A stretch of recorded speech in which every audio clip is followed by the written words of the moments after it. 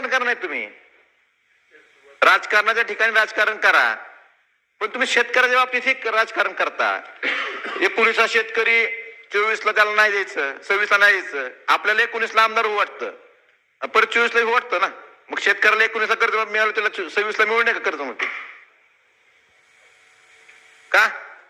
म्हणजे आपल्याला सगळं पाहिजे. आपल्याला 19ला पण आमदार पाहिजे, 24ला पण पाहिजे, पुढे 29ची पण अपेक्षा. आणि मात्र 19ला जे कर्जमाफी घेतली त्यांनी महात्मा फुले मध्ये, त्यांना 26च्या कर्जमाफीत नाही. हा का अन्याय? स्वतःहून बघा ना. मग आपण ठरवू, आपण 19ला आमदार झालो, 24ला कशाला आमदार व्हायचं?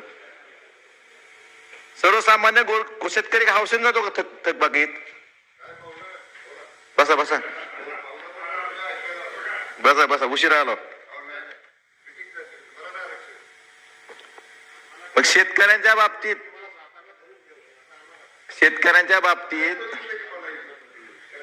मला एवढंच सांगायचंय की आपण हा भेदभाव का करतो? राजकारण शेतकऱ्यापर्यंत का नेताय तुम्ही? शेतकऱ्याला पक्ष असतो का? कर्जमाफीतला आता मंत्री महोदय 19ला पण मंत्री होते, 22ला पण होते, 24ला पण होते. मग असं म्हणलात का तुम्ही त्यांना मंत्री नको पुढे? मग शेतकऱ्यांनाच काय 19 शेतकऱ्यांना 26 मध्ये कर्जमाफी नाही दिली पाहिजे ना? आपण जो न्याय आपल्याहून दुसऱ्या देण्यापेक्षा आपलं घ्या ना उदाहरण.